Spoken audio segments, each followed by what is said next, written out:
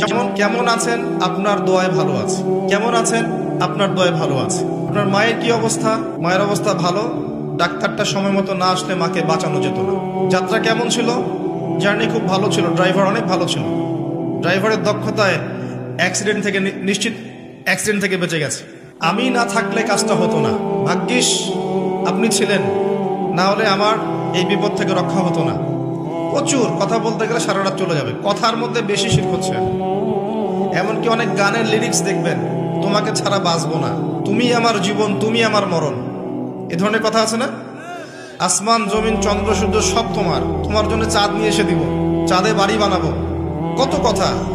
এই শিরিক এবং তাওহীদটাকে শেখেন, শেখার পরে আপনি উপন্যাস পড়বেন, কবিতা পড়বেন, গানের লিরিক্সগুলো পড়বেন, দেখবেন যে শিরিক দিয়ে ভর্তি।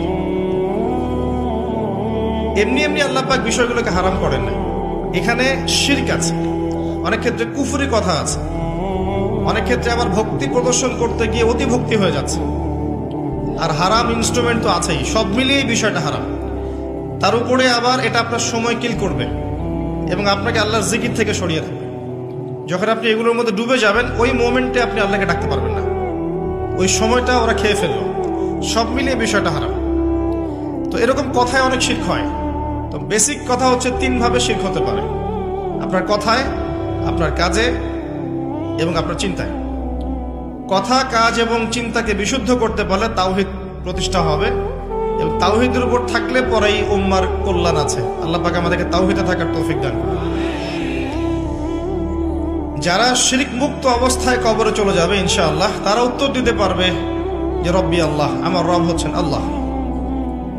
যখন দ্বিতীয় প্রশ্ন করা হবে মা দীনুক, দুনিয়াতে যারা দিন ইসলামকে ঠাট্টার ছলে গ্রহণ করেছে, হাসি তামাশার মতো, ইসলামের কিছু অংশ ভালো লাগে গ্রহণ করেছে, কিছু অংশ ভালো লাগে না গ্রহণ করে নাই, যতটুকু করলে কোনো সমস্যা হয় না করে, যেটা করলে সমস্যা হয় করবে না, ইসলামকে পরিপূর্ণ জীবন ব্যবস্থা রূপে বিশ্বাসই করে না, মনে করে ইসলাম এই যুগে চলে না, ওই যুগে চলতো, ইসলাম সেকেলে ব্যাকডেটেড, এখন আমরা আধুনিকতার সময় আছি ইত্যাদি, ইসলামের সব বিধান এখন আসলে প্রযোজ্য নয়, এগুলো আগে চলতো এখন হয়তো চলে না।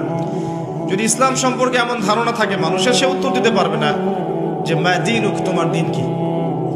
যারা পরিপূর্ণরূপে ইসলামকে গ্রহণ করেছে মননে, যে ইসলাম একমাত্র জীবন ব্যবস্থা যেটা আল্লাহর কাছে গ্রহণীয়, এবং এখানে প্রত্যেকটা বিষয়ের সমাধান আছে। হ্যাঁ, আমি হয়তো আমল করতে পারছি না বা বাস্তবায়ন করতে পারছি না, কিন্তু আছে ইসলামের মধ্যে, এই আকীদা ঠিক আছে। আমল আপনি করতে পারবেনও না, এখন যে যুগ চলছে, এই যুগে আপনি পরিপূর্ণ ইসলাম পালন করতে পারবেন না।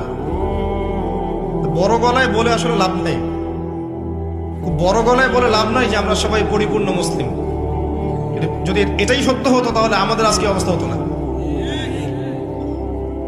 নাসুল্লাহ ফানাসিয়াহুম, তারা আল্লাহকে ভুলে গেছে, আল্লাহ তাদেরকে ভুলে গেছে। অনেক আয়াত আছে, আমি আস্তে আস্তে ওইদিকে যাব। আজকে আমাদের যে অবস্থা পুরো বৈশ্বিক প্রেক্ষাপটে, এর পিছনে আমরা দায়ী। মূলত আমরা ছাড়া দ্বিতীয় কেউ দায়ী নয়। শত্রু, ইসলামের শত্রু যারা, তারা তো শত্রুতা করবেই, তাদেরকে দোষ দেওয়ার তো দরকার নাই।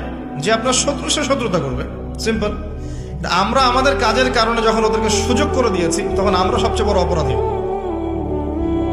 আলাইকুম আনফুসাকুম, আল্লাহ পাক বলেছেন তোমরা নিজেরা নিজের নফসের আগে খবর নাও, নিজের নফসকে ঠিক করো।